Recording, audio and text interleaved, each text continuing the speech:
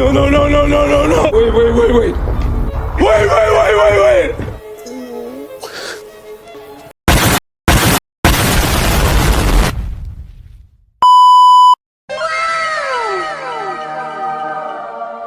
Indahnya pemandangan. Hai, antek-antek asing. Di tengah-tengah inflasi $1 menjadi $17. Ya, kalian bingung untuk mencari video mana yang benar-benar membantu kalian dalam menginstalasi Linux dan juga Ubuntu. Selamat datang di video.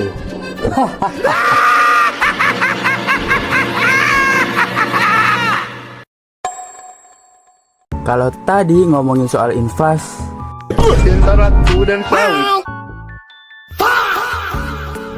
sekarang waktunya pembahasan Linux dan juga Ubuntu.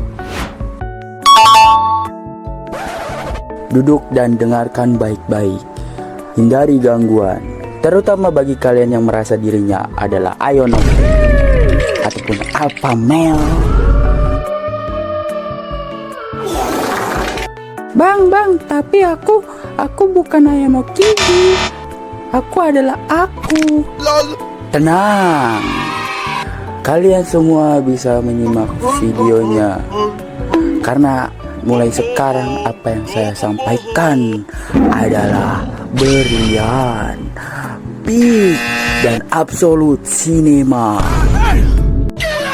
Tanpa basa-basi lagi, kita langsung aja ke pembahasannya.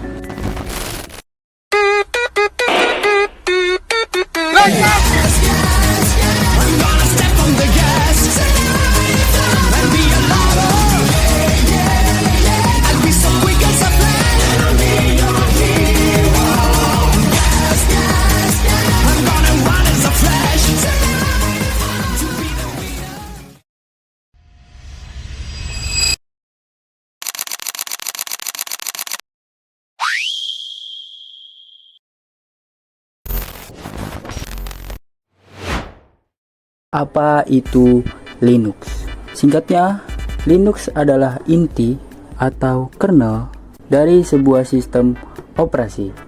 Dia yang mengatur semua komunikasi antara perangkat keras, yakni ada CPU, RAM, hard disk, dan juga keyboard.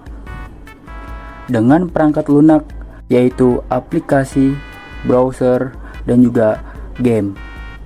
Analogi sederhananya, bayangkan aja Linux adalah sebuah mesin mobil. Mesin mobil bisa menggerakkan roda, mengatur bahan bakar, menyalakan AC, dan juga lain-lainnya. Tapi, mesin aja nggak cukup, tidak bisa langsung kalian kendarai.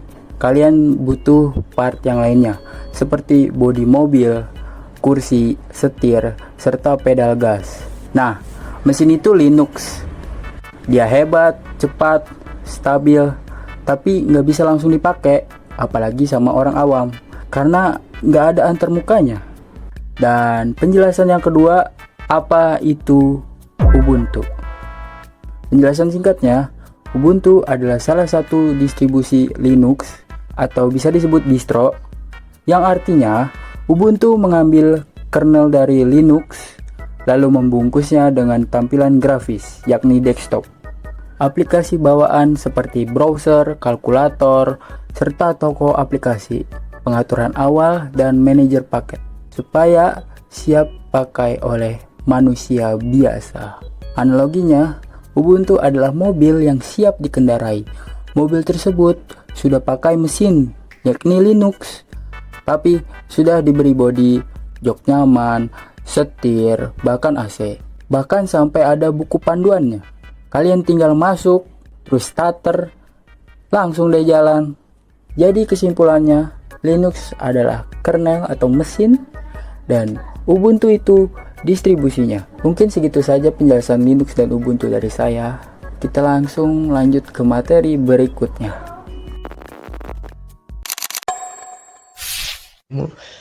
Oke, jadi sebelum lanjut ke materi pembahasan, aku mau nanya dulu nih teman-teman. Di sini ada yang tahu nggak apa itu website? Oke, jadi website adalah kumpulan halaman web yang saling terhubung dalam satu domain.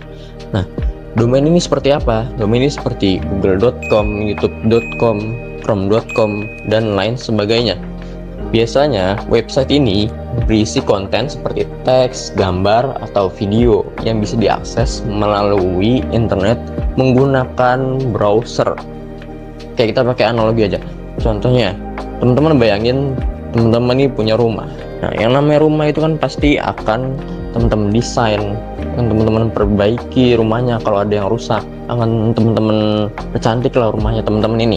Supaya apa? Supaya ketika ada orang yang mengunjungi rumah teman-teman atau ada orang yang datang ke rumah teman-teman ini bisa merasa nyaman dan aman. Nah, yang namanya rumah juga pasti dibutuhkan fondasi atau sistem keamanan. Dalam dunia teknologi, bagian itu disebut dengan web server. Oke, jadi web server ini bertugas melayani dan mengatur agar website bisa diakses oleh banyak pengunjung dengan aman dan lancar. Nah, jadi itu penjelasan tentang website dan web server.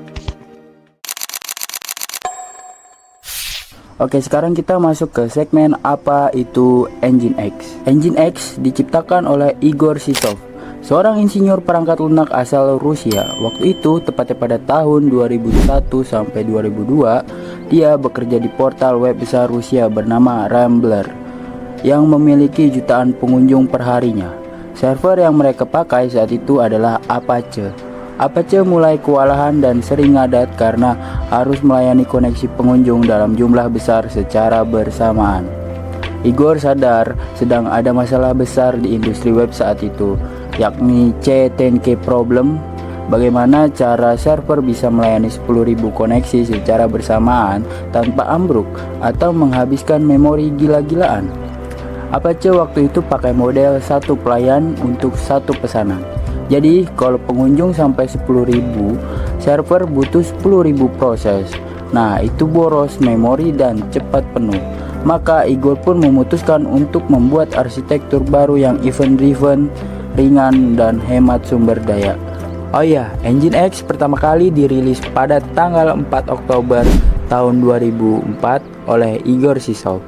Dan pada Oktober 2024 tahun lalu, Nginx genap berusia 20 tahun. Dan masa kejayaan Nginx dimulai saat mampu mengatasi masalah C10K atau koneksi 10.000 yang membuatnya unggul jauh sebanding pendahulunya, yakni Apache. Saat ini Nginx adalah pemimpin pasar di antara web server. Jadi kurang lebih seperti itu apa itu Nginx. Dan kita akan langsung ke video praktek ya. Jadi kita akan instalasi dulu OS Ubuntu di laptop pribadi gue dengan USB yang udah ada ISO Ubuntunya. Di laptop pribadi gue, zoom. Jadi ini kan udah ada OS Ubuntunya, kita langsung konekin aja biar nggak bentrok ya drivernya. Gue bakal cabut-cabutin dulu, matiin seperti biasa, restart, mencet F2. Kalau di laptop gue sih F2 ya. Ada yang delete, ada L10 ini. Kita bakal pilih bootnya, boot yang ada di flash disk gue ubah flash disk gue, dia bakal boot menggunakan USB flash disk gue. Kita langsung aja pilih install Ubuntu. Udah ya, ini tampilan awalnya. Bakal speedrun aja karena ini bakal lama buat prosesnya. Jadi biar teman-teman gue ini biar bekerja di tempat lain aja. Ada yang bikin PPT, ada yang bikin makalat.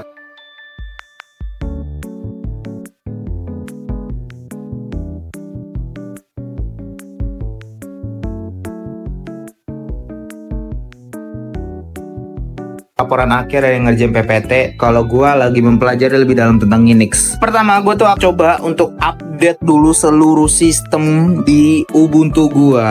Buka terminal sudo apt update semua. Tapi gue ada satu lagi. Yes. Dan ya, kita benar-benar harus rata kanan dulu buat upgrade sistemnya. Oke, ini udah ke upgrade semua. Lalu aku akan menginstal Linux di laptop dengan OS Ubuntu. Dan begitu juga gimana caranya aku meletakkan websiteku ke dalam Nginx. Kita apt install Linux. Kita yes aja, enter sudo systemctl status Linux. Oke, ternyata sudah running. Cara bukanya gimana? Kita buka Firefox. Kita langsung ketik localhost. Damn, udah selesai. Jadi gue bakal pakai template site biar lebih menarik. Keluar aja dengan Ctrl+C. Jadi gue mempelajari dulu gimana caranya pakai template. Ya, mendownload template dan letakkannya di folder website yang ada pada Linux. Lalu gue akan beri keamanan di jaringan gue. Oke, jadi kita istirahat main Requiem dulu. Kita gacha TCG dan Boboiboy ya guys ya. Nggak tahu. Boboiboy gempa. Boboiboy gempa. Oke, kita akan ekstrak template website, rename dulu. Kita pakai nama website aja. Pindahin ke folder pada Linux ya. Tapi kita harus load terminal biar kelihatan kayak hacker aja udah. Sudo p r. Taruh. Nanti ikat aja di situ. Iya. Gua hafalin dulu bentar. Iya. Oke. Jadi kita bakal taruh folder yang ada website kita ini di folder Linux-nya biar dia ngedetect dengan cara apa? Sudo cp r download. Di sini website spasi ada website yang pindah. Ada nama website. Oh, gue di HTML. Gue harusnya pilihnya tuh kan di HTML tapi di www aja. Nah, nih dia website yang kita maksud udah ada. Tapi tentu kalau kita ketik localhost dia masih bawaannya dari Linux. Caranya gimana? Lu buka sudo nano etc Linux available sites available default. Nah, masukkan kita cari yang namanya nih root var HTML. Ini masih ngarap ke HTML punyanya Linux bawaan. Tinggal dihapus aja HTML dengan ganti nama yang kita inginkan gitu. Contohnya website. Tinggal exit, Ctrl X, Y dan enter. Kita harus sudo system tl restart Linux. Nah, Udah.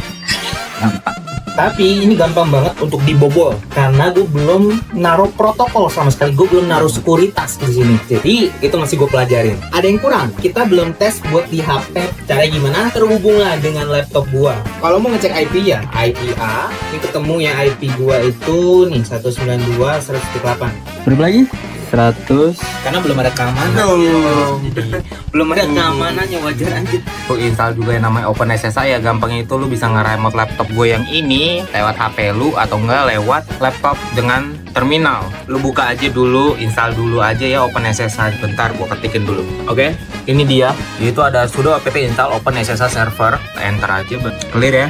Next ya, kita tinggal aktifin pada umumnya aja. Tinggal sudo enable SSH. Tuh, jangan lupa untuk kita start ya, bisa nyala dan aktif beralih lewat HP. Oke, jadi ini gue ada di HP gue pakai Termius. Disuruh masukin IP atau hostname, cuman lebih gampang aja pakai IP gue tuh. Ini punya gue tuh .8 seperti ini. Lalu continue aja. Sih nggak perlu gimana-gimana untuk bagian settingan di sini. Kita pakai default aja dari port. Username biar gue nggak bolak-balik. Nah, ini untuk design nih yang Lotus boleh. Kita save aja, kita masukin password, kita connect, and boom, it's a really simple things, dog.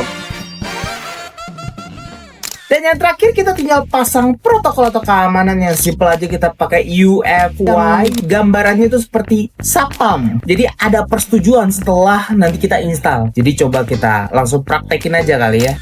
Oke, udah di monitor, kita buka dulu terminal. Terminal kebuka, kita langsung ketik aja install, apt install UEFI, enter, password, yap, dan oke, mari kita coba tes statusnya dengan cara ini promptingnya masih Denny semua. Kita bakal bikin ini allow dengan cara misal gue mau nge-allow Linux, jadi sudo UEFI allow Linux full ya. Ini gue pengen bikin Linuxnya gue allowin lah. Enter, clear, udah diupdate, dan sekalian aja deh SSH gue bakal bikin. Ini dia untuk SSH. Kita enter, lalu kita cek lagi statusnya gimana. Udah allow. Ini dua-dua itu SSH ya guys ya. Ini ada Linux fullnya juga, udah Linux udah jalan semua ada. Dan yang terakhir gue penasaran buat bikin ada input yang dari website gue dan bisa simpen ke database. Itu menarik deh. Jadi gini caranya. Pertama, kita bakal install dulu yang namanya MySQL. Ya ini kita langsung aja konfigurasi ya. Buat ini tuh kita konfigurasi dan kita bakal isi-isi sebentar. Seperti password dan username. Kita tahu bahwa udah install dengan benar, tetap kita bisa aja pakai sudo system status MySQL dan ini udah running, enable. Ya. Clear semua ya. Dan mari kita masuk ke MySQL-nya dengan cara ini dia. Kenapa gue pakai RAM dan lain sebagainya? Ini user yang udah gue bikin sebelumnya. ya ini nggak kerut. Kenapa gue bikin user sendiri? Iya, biar kita bisa ngebedain mana sistem kita dan mana yang nanti bakal dipakai oleh server yang dimaksud. Jadi meringankan risk atau risiko yang akan terjadi ketika website gue mendadak dibobol dan lain sebagainya itu.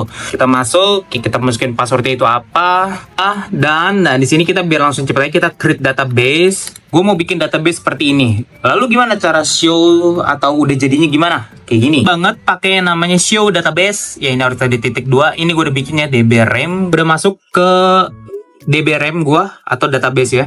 Nah, yang penting adalah kita bikin yang namanya table. Ya buat ngedatanya gimana, kayak Excel lah, kayak gini. Gue udah bikin, ada ID yang bakal gue save, nama, email, password, last login, dan create-nya tuh kapan dibuatnya. Enter aja dan kita bisa show table-nya gimana. Kalau udah berhasil tuh apa, ada user-nya. Kita install PHP ya, atau bahasa penghubungnya antara MySQL gua dengan Nginx gua. Kita tinggal install aja sudo apt install PHP dan juga buat extension MySQL. Jadi PHP strip MySQL .2.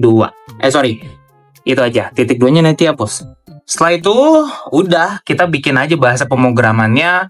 Sebagai contoh punya gua itu nih, ini gua udah bikin ada indeks PHP-nya. Nah, nih semua sudah ada. Lalu ada yang bagian login, logout, koneksi. Ini yang penting buat menghubungkan database gua dengan juga Nginx gua dan website gua. Jadi mereka bisa saling menyatu di sini semua kalian. Ya, segitu aja sih dari gua. Cara ngetesnya gimana? Mari kita tes. Nih, ini adalah website yang telah kelompok saya bikin. Kayak pakai localhost dulu ya. Pimrem. Nah, gue udah pernah bikin akun, namanya itu sebentar ya, kita loginin. Ini dia. Kalau ini berhasil, artinya database yang sebelum gue isi itu masuk. Kita coba aja ya login.